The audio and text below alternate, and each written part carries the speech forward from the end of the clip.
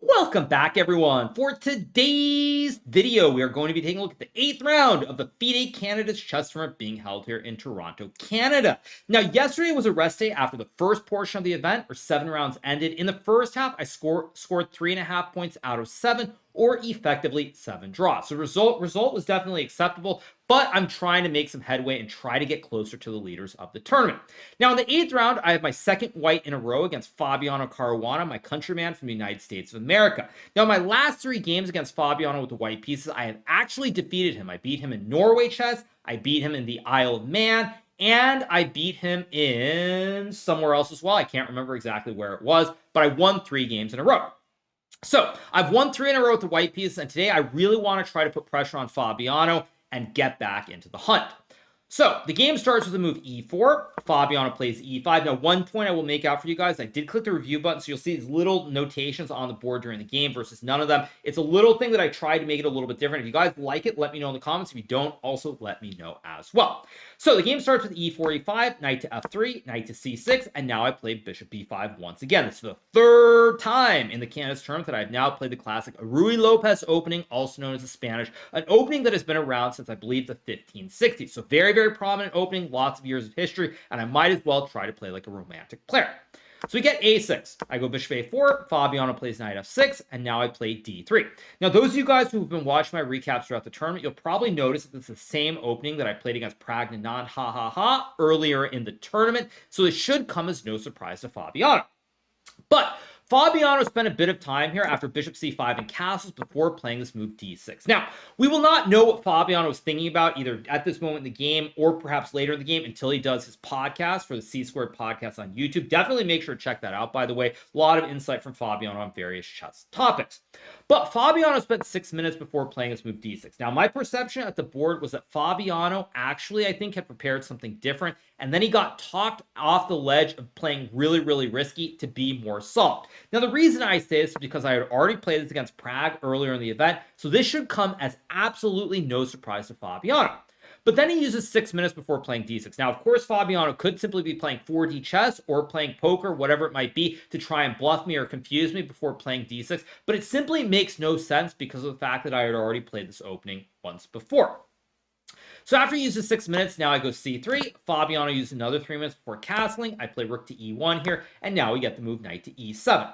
Now, knight to e7 is a decent move. Again, you might not like the arrows. So if you don't like them, I'll get rid of them in future recaps, but I felt like having them on this one specifically just to test out something different. So after knight to e7, now I play knight to b to d2 here. Actually, maybe there's a way to turn off the turn this off. Maybe that's actually how I do it. So I play knight b d2. So now we get knight to g6 being played here. Actually, I'll just keep it off completely by Fabiano, and I play the move knight to f1. Now, the computer thinks that this move is a little bit dubious here. It actually wants white to play, I think, d4 right away. And after d4 here, after bishop to a7, I think now it wants bishop c2, or potentially this move h3, which stops black from going bishop to g4. At any rate, I play knight to f1. Now, during the game, I did use a little bit of time here before playing this move, and I was aware that this d5 move actually makes quite a bit of sense here, because after I trade these pawns on d5, I cannot win a free pawn in the center of the board, because after this trade, black has a nasty move, bishop takes pawn on f2, checking my king on g1. If I take what looks like a free bishop, it's uh-oh spaghetti-o time. There's queen to f6 check, which simply wins this rook on e5, and with it, black should win the game. So after we get d5 takes, I play this move bishop to b3, and now Fabiano goes c6. Now, computer thinks this is completely fine. Maybe there's a better move. I don't really know, but it thinks c6 isn't best. After c6, I play d4. Apparently, computer also thinks this is slightly dubious. Don't ask me why. Pawn takes pawn is played, and now I play knight takes pawn. Here, Fabiano goes knight to f6, and this is a start where I felt like Fabiano was trying too hard to create a position. Now, one thing that's very important in a tournament like this is understanding psychology, but besides understanding psychology, you have to understand what this tournament is all about. Now, this tournament, unlike any other chess tournament, is essentially a winner-take-all. Only the winner of the Canada's tournament will qualify to play a World Championship match against Ding Liren. So you keep that in mind. A lot of decisions start becoming different because today, Jan Nepomniachtchi was paired against Nijat Abbasov from Azerbaijan, the weakest player in the tournament, and also Jan Nepomniachtchi was playing with the white pieces. So you have to think about the situation and assume he's going to win. Now, that game is still ongoing, so I don't know what's going to happen. But when you have it in your mind that he's going to win this game, he's going to have a score of +3 wins and all draws. If Fabiano does not win today, he'll have 1 win in all draws, so he'll be effectively 1 point behind the clear leader. So I have this in my mind thinking about Fabiano and just in general, the pressure he must be feeling and how he desperately needs to win games to try and qualify for the match. Now, you might be thinking, but wait, don't you need to win games to qualify for the match? I do, but at the same time, for me, I'm trying to enjoy the show. I'm trying to play good chess, and I'm not really thinking about like taking huge risk here, winning this game, winning that game. I just want to play good chess and see where the chips will land. So, Fabiano plays knight to f6 here. During the game, I did think bishop to e6 was a better move, and the computer actually thinks this is objectively equal, but I had a feeling after knight f6 was played, I played h3, that Fabiano would now go for it. Now, you're probably wondering, what do I mean by that? What I mean by that is that now Fabiano decides to trade the bishop for the knight. Now, black still could maybe even go queen c7 here and be okay, but after bishop takes knight, pawn takes bishop, we end up in a situation where white has the 2 Bs or the bishop pair, black has a bishop and knight in return. Now, generally the material is even, but AlphaZero, the famed computer, actually thinks bishops are worth slightly more than knights. So by virtue of that, these 2 bishops should be worth more than the bishop and the knight. I think they say something like bishop's worth 3.1 and a knight is worth 3 or something along those lines. But another thing to keep in mind is that many of the top grandmasters love having what we call the bishop pair. They think it's great to have this. But Fabiano is one of the few players who actually generally thinks that a bishop and a knight are on the same level as the bishop pair. There was a very famous game that I played against him in the Sinquefield Cup in 2015, I believe it was, which I lost with the white piece in a Slav defense, where Fabiano had the 2 knights versus the 2 bishops, and he just simply outplayed me and won the game. So here I think what Fabiano was thinking in this position after knight d5 and bishop c2 is that white has the isolated pawn on d4, and who cares about the bishop pair? It just shouldn't be that big of a deal. Now on the flip side of it, there's a very famous player, a 5-time world chess champion by the name of Magnus Carlsen, who has played many games where he gets the bishop pair early on in the game, and computers say the position is equal, nothing is happening, maybe even his opponent is slightly better, but slowly but surely he maneuvers and eventually shows the power of the bishops. And in my mind, when I reached this position in the game, I thought I had an isolated pawn, but I figured with these 2 Bs aiming towards the king side, I could never be in real risk of losing the game. So Fabiano goes bishop e6, I play knight g3, and now he plays knight df4 here. Now, this is not a bad move per se, but it felt to me that Fabiano, when he played knight f4, was trying to simplify or go for a concrete plan immediately. For example, after rook to e8 here, and let's say a3, queen b6, followed by rook d8, black should be completely fine in this position, but I think Fabiano thought that in the long term, the bishops would be better than the knights, and if he didn't do anything right away, let's just say you go like h6 and knight e4, for example. I know h6 is a blunder, of course, because you can take the knight, but if I can get this knight jumping towards c5, let's say you go b6, I get queen d3, let's just say rook c8, bishop d2 here, white is probably a little bit better because now you have the battery, you've got the bishop here, and you're intending to stack the rooks on the file. Let's say you get some position like this, rook c8 and rook e1, for example. With the 2 rooks stacked, the bishop's aiming towards the king and the knight in the center, white is definitely better. So my perception is that Fabiano here is trying to simplify or place him in concrete to get out of any danger as soon as possible. So I go rook to e4, he goes back to d5, and now I play this move a3. Now, computer doesn't love this move, but I thought it was a very logical move for 2 reasons. First of all, I'd love to go queen d3 with the idea of sacking the rook and winning the game with the battery on this diagonal. But if I play queen d3 right away, black has knight to b4, forking the bishop and the queen, and now black is simply much better. So when I play a3, I stop knight to b4 so I can go queen d3 down the road, or potentially just develop my bishop and my queen. Fabiano here plays rook to e8, which I think is completely acceptable, and now I play the move bishop d2. Now, originally, I wanted to go queen d3 here with the same idea that eventually I can just move the bishop and stack the 2 rooks on the file, and if I get the harmony here with the rooks, the queen, and the bishop, I'm doing very well. But if I play queen d3 right away, black can actually go f5 here, hitting the rook on f5. If I take on f5 after takes, and queen takes f5, black has queen e1, king h2, and rook to f8. And black cannot be worse here. White is probably still okay after queen e4, but after trade and rook to f2, black now has the kebab on the 7th. He's got D's knights, which are actually very well placed here versus D's bishops. Bishops simply don't have a whole lot of scope, and black should be doing fine. And additionally, after f5, if I play the move rook to e1, now black can return to f4 with the horse, and if I trade the knight and go queen f3, queen d4, black should be completely fine at this point in the game. That doesn't mean white is worse, but black is not. But black is no longer in danger of losing the game. So after rook to e8, I play the move bishop d2, and now we get knight to f6. This is a very committal decision, and one that I think was actually quite wrong by Fabiano. Now, Fabiano cannot play f5 here, because here actually after takes, now white is up a pawn, and there's no infiltration on the e-file, so white is simply much better. Now, the reason that I say that knight f6 I think strikes me as a slightly wrong move is because one thing that really matters in this position, I would say, is that you have to think about the time situation. Now, you're probably thinking, what do you mean time situation? Why does that matter? Now, the reason that that matters is because there's what I call reactive moves versus sort of having to come up with a plan. Now, it's very clear in this position I've achieved close to full harmony. The only problem is this rook. I would love to get a position like, let's just say, this, for example, with the rooks on e1 and e4, and now I've developed the bishops, the rooks are in the center of the board, and I have achieved perfect harmony. But in this position here, the rook is still on a1, and it's going to take me time to move the queen and bring the rook into the game. So I have an idea, but it's not very straightforward.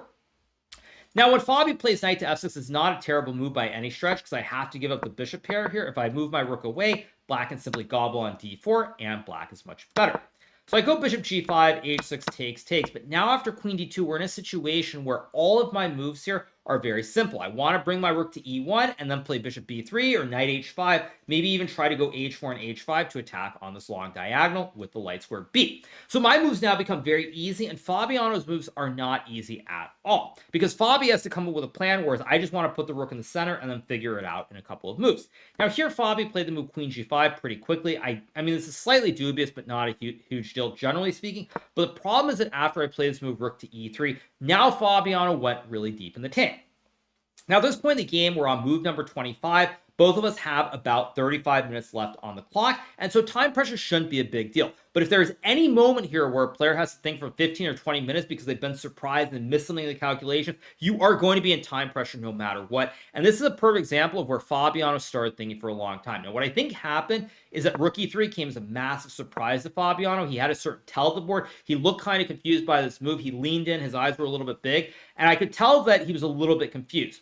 Now, the problem is when you're confused, if it's an actual blunder, that's a great thing. But if it's actually a move that you missed and you have 30 minutes here, suddenly your mind starts to freeze up because you have to use a lot of time to anticipate your opponent's next moves. And you're suddenly confused because the straightforward plan you want to go for no longer applies. Now, Fabiano did play knight f4, which is the best move after a 20-minute think, but now I play this great pawn sacrifice, pawn to h4.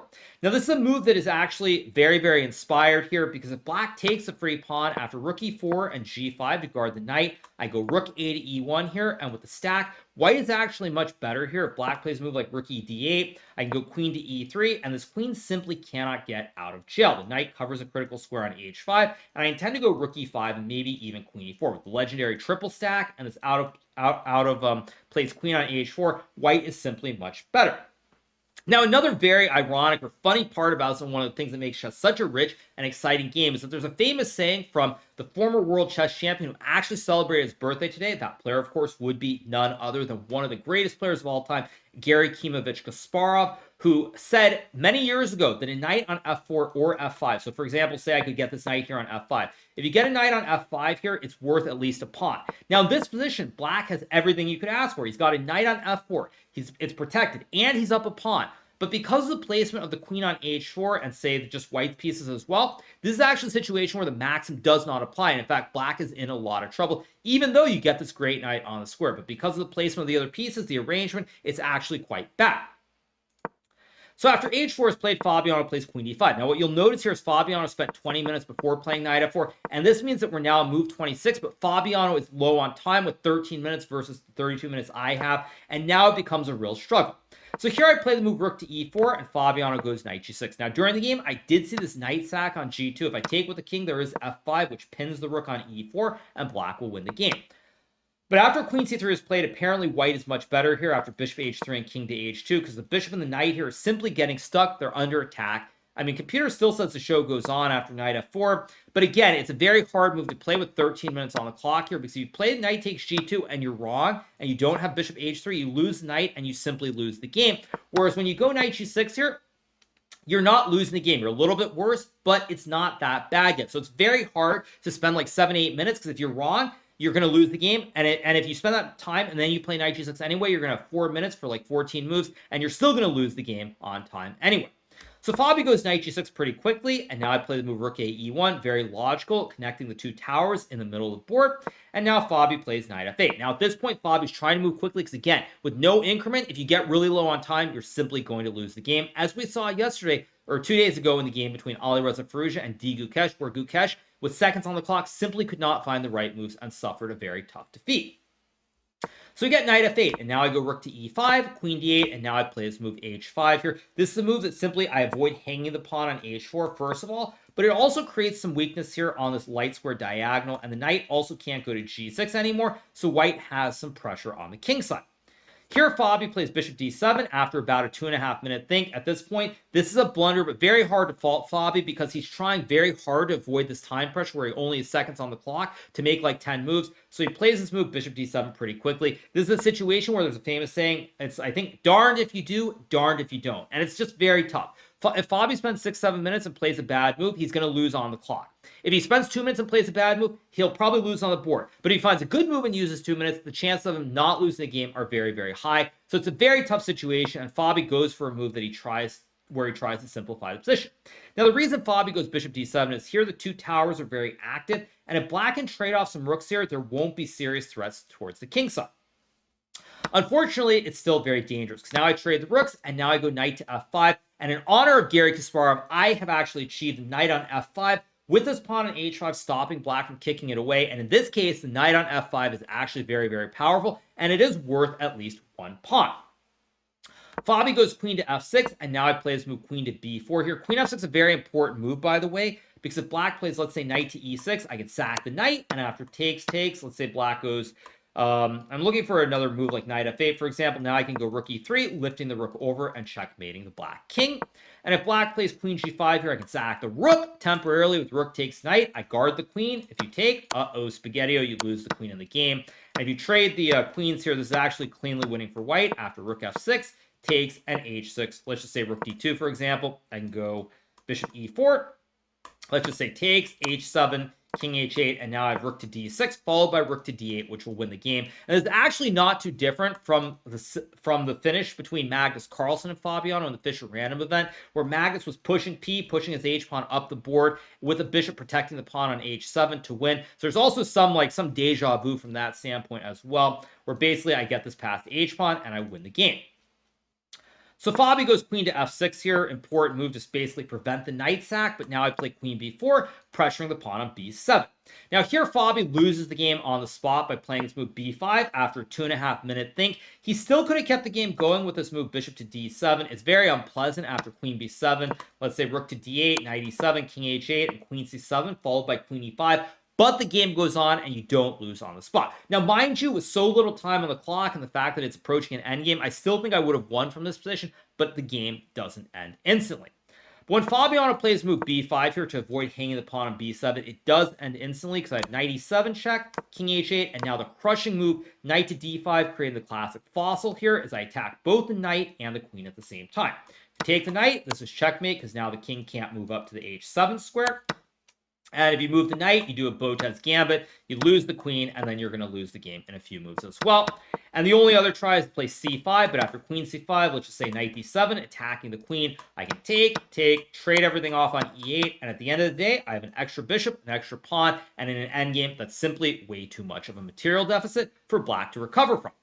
So after knight to d5 is played, Fabiano resigns the game here. I get a huge win. I finally move into the plus column with 2 wins and 1 loss. I'm now on a +1 score. I still don't know what's going to happen in the game between Jan Nepomniachtchi and Nijat Abasov from Azerbaijan. If Nepo wins, he'll be a full point ahead of me. If he draws, that means that Nepo and Gukesh will only be a half point ahead. But at any rate, it's just nice to play good chess and get a big win here to start the second half of the candidates tournament. So, on that note, I hope you guys have enjoyed this recap from the 8th round of the FIDE Canada's Chess Tournament being held here in Toronto, Canada. I will, of course, be doing a recap after my 9th round tomorrow when I face off against one of the Indian players, Vidit Santosh Gujarati, with the black pieces. So we'll see how it goes. But until then, hope you guys have enjoyed it. And last but not least, if you guys enjoyed the content here, make sure that you smash that subscribe button below. And we will be back very, very soon. Hope you guys enjoyed it. Have a good one. Bye.